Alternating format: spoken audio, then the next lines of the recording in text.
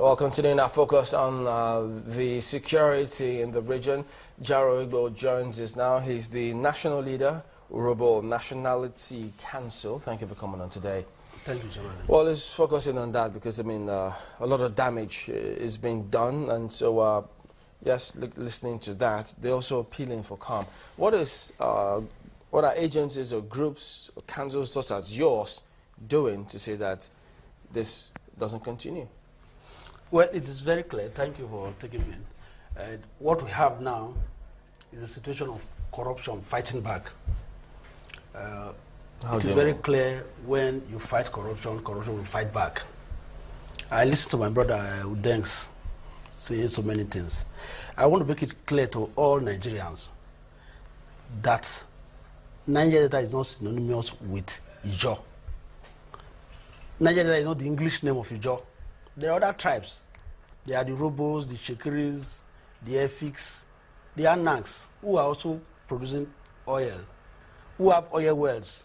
In my place, for instance, when we had problem with our boys who were busting pipe, and then you see the light, because my place is mainly gas producing area. There was no light in the country. And of course, we sat down with the boys and we sat them down and then we talked to them.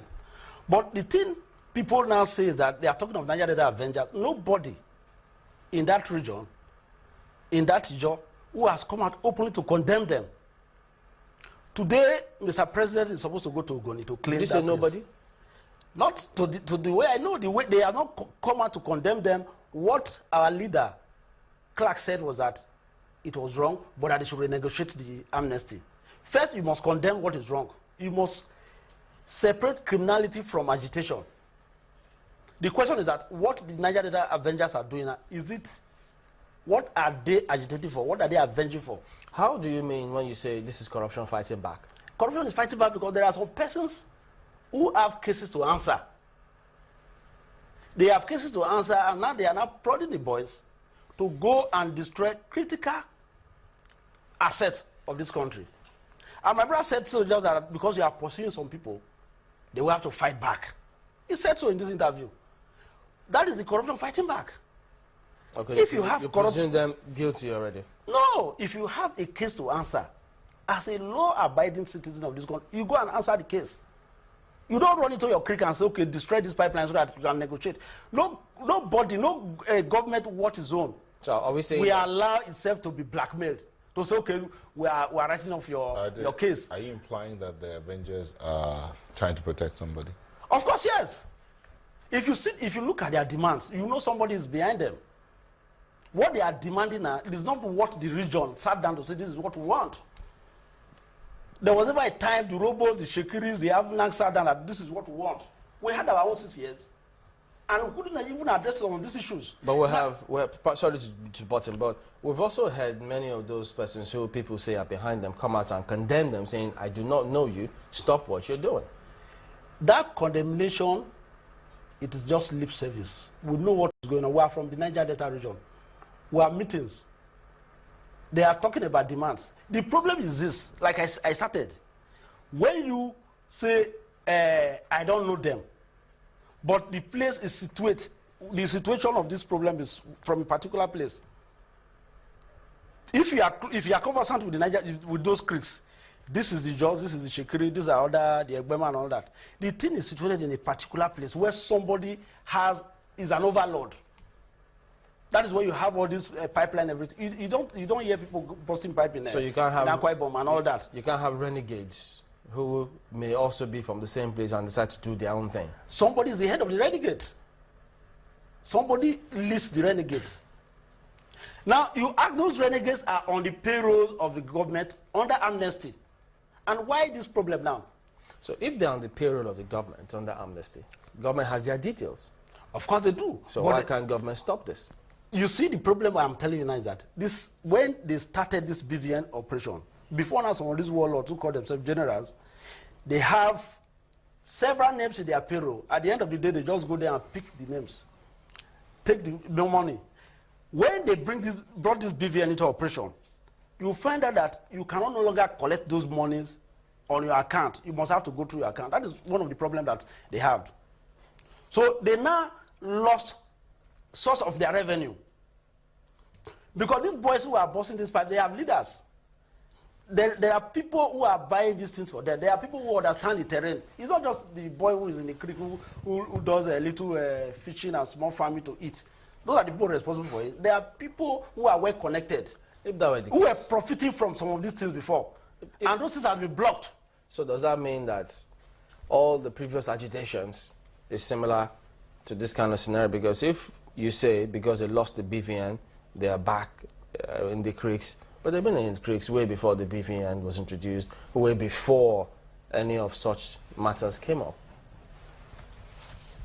When we started these agitations, we were moving together. We demanded several things, and by providence, we had the president, and of course, we had meeting with him. We believe that we're not playing a key role in what was going on in this country. So we had the opportunity of producing the minister, a super minister then, Desian Imadweke. We produced the leader, the DG of Nimasa. We produced, we had a minister to ourselves, who was Niger Delta minister. We have NDC to ourselves. These were things that we think that can provide support to ourselves. Now you ask yourself, what thing differently that Buhari has done? The minister of Niger, or the minister of petroleum, still remain in Niger Delta, Ibe Kashugu. But some people believe that that is not Niger Delta enough. It's Minister of State. Minister of State, as we have it. Even there we have a full-blown minister. That we have a Minister of State. Now this man came on board and did several changes and also brought in our people. For me, I'm an honorable man. The head of NAPIPS now is an honorable man, Mr. Daffy. The refineries are put under the charge of an honorable man, Mr. Kraga. But our brothers don't believe that those people, they are Niger Deltans. So they believe they have been left out. So if Ijo doesn't have anything, if anybody does have it, then it's not the Niger Delta affair. So they believe that they've been shut out. But actually, the industry is still being controlled by those of us who are from Niger Delta, but not Ijo. Because the Minister of State, as you call it, is a Niger Delta. He's from Delta State. Those who are heading the basic requirements, they're also from Delta State. In other words, listening to Mr. Iradori, going back to what he said, it would seem as if they have a point. If you still think that even from the region, some of the people manning some of the key positions in the oil and gas are people of other nationalities other than Ijos, perhaps the IYC has a point, even though he says he's not part of the Avengers, he doesn't speak for the Avengers, but speaking for his own youth group, they seem to have a point there. What point do they have now? When you said you come here that you are fighting for Niger Delta Avengers, you didn't say the Ijo National Avengers. If you have said Ijo Avengers, it would have been a different thing. Are you saying somebody's more Niger Delta than me, who's an honorable man? Did you say he was fighting for? So when you say the control of the industry, misinformed me. He didn't say he was fighting for Avengers. No, that's what I'm saying. If he's saying that people are angry because the job people are no longer in control, what I'm saying is that what they are saying is that they are Niger Delta Avengers. So if he says it's Niger Delta Avengers, it should include me because I'm from Niger Delta. But if my interests or the interests of other nationality, except the Jaws are not represented, there's no longer Niger Delta, then it is wrong. Let's get it straight. He didn't speak for he didn't speak for the Niger Delta Avengers. He did say categorically he doesn't know the Niger Delta Avengers. Niger Delta people as well. Perhaps maybe you're saying for Niger Delta Avengers now, not Mr. Radir. He never spoke for the Avengers. Of course, I'm not saying that. I'm saying that if the people are saying they are Niger Delta Avengers, okay, then if the Avengers, if the Niger Delta Avengers are saying that they are fighting for the region, that's what you meant to say. Good. Then they should.